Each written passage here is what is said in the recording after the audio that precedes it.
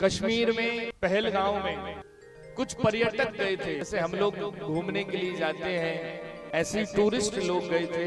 कश्मीर में आतंकी हमला हुआ और महाराज उन आतंकवादियों ने किसी से भी ये नहीं पूछा तो भैया तुम मेवाड़ा हो, तुम पाटीदार हो, तुम पटेल हो, तुम पंडित हो, वैश्य हो, तुम क्षत्रिय हो।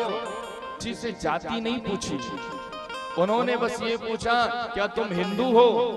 और जब उन्हें लगा कि ये ठीक ठीक बताएंगे नहीं तो महाराज उन्होंने उन लोगों के कपड़े उतरवाए, ये परीक्षण करने के लिए कि क्या ये हिंदू हैं। आज तक लोग कहते थे कि आतंकवाद का कोई धर्म नहीं होता। आज मुझे लगता है कि आतंकवाद का धर्म होता है। कहीं आतंक होता है तो केवल एक ही धर्म के लोग पकड़े जाते हैं, जिसे मुस्लिम धर्म कहते हैं। केवल मुस्लिम वर्ग ही क्यों पकड़ा जाता है जिस समय आतंक होता है। जब आताताई आतंक मचाते हैं तो वो केवल मुस्लिम ही क्यों होते हैं।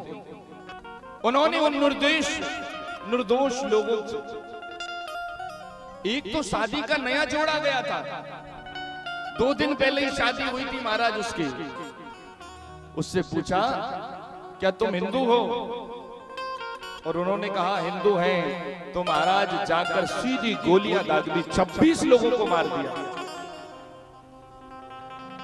26 लोगों को पहलगांव में मार दिया। उन्होंने ये नहीं पूछा क्या तुम बंगाल के हो, कि तुम मध्य प्रदेश के हो, कि तुम यूपी के हो, कि तुम तमिल के हो, तुम हिंदी बोलते हो कि अंग्रेजी बोलते हो, कि बंगाली बोलते हो, कि तमिल बोलते हो, कि तेलुगु बोलते हो। उन्होंने ये भी नहीं पूछा कि तुम किस जाति के हो। उन्होंने बस ये पूछा क्या तुम हिंदू हो। आप विचार करो, ये भारत देश हमारा देश है, सनातन धर्म, सनातन संस्कृति। क्या भारत में रहना भी हमारे लिए अब मुश्किल हो गया है? क्या भारत में अब हिंदू नहीं रह सकते? और आज भी हम लोगों को कोई फर्क नहीं पड़ता, क्योंकि हमारा अपना कोई नहीं मरा। एक व्यक्ति इंदौर का था, एक व्यक्ति महाराष्ट्र का था, एक गुजरात का भी था।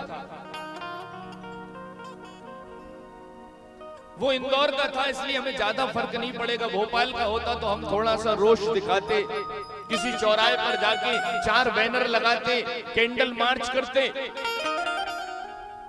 और अगर वो हमारे गांव का होता तो हम कुछ ज्यादा गुस्सा दिखाते। बस इतना ही फर्क है।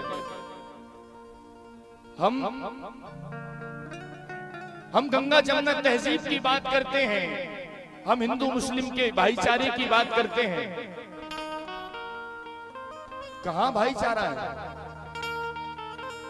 जब जब मरता है हिंदू ही मरता है।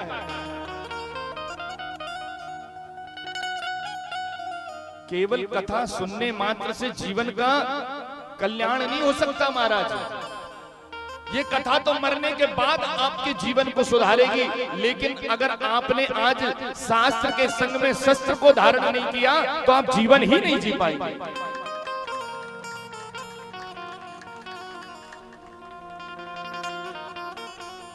कथाकार आते हैं, आपको बताते हैं कि भगवान ने बंसी बजाई है,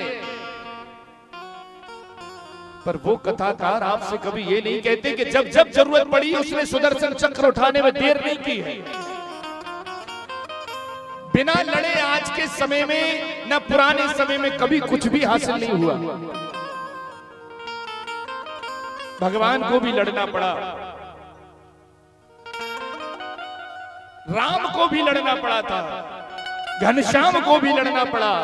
और महाराज आज का समय यह है, अगर आज भी आप एक नहीं हुए, आज भी अगर आप अपनी जातियों में बटे रहे ना महाराज, तो आपके घर के सामने गोलियां चल रही होंगी और आप कुछ नहीं कर पाएंगे। अगर आप ये सोचते हैं कि वो तो पाटीदारों को मार रहे हैं, वो तो मेवाड़ाओं को मार रहे हैं, वो तो पंडितों को मार रहे हैं, वो तो पटेलों को मार रहे हैं, हमें क्या लेना देना? कोई नहीं बचेगा महाराज।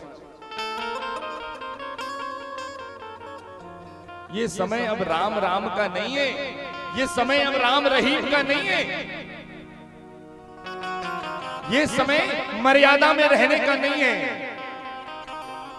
हमें ये तैयारी नहीं करनी है कि जब कोई हमारे द्वार पर आकर खड़ा हो जाएगा तब हम लड़ने के लिए उससे बात करेंगे कि भैया क्या हो गया, तुम्हें क्यों लड़ने आए हो। वो इतना पूछेंगे ही नहीं तुमसे। बंगाल में घर में घुस घुस के हिंदुओं को मारा गया, परंतु बंगाल से हमें क्या लेना देना महाराज? हम तो मध्य प्रदेश में रहते हैं, हम तो एमपी में रहते हैं और हमारे यहां तो बड़ा सुकून है। यहां हम रमजानों में रोजा इफ्तार करने चले जाते हैं,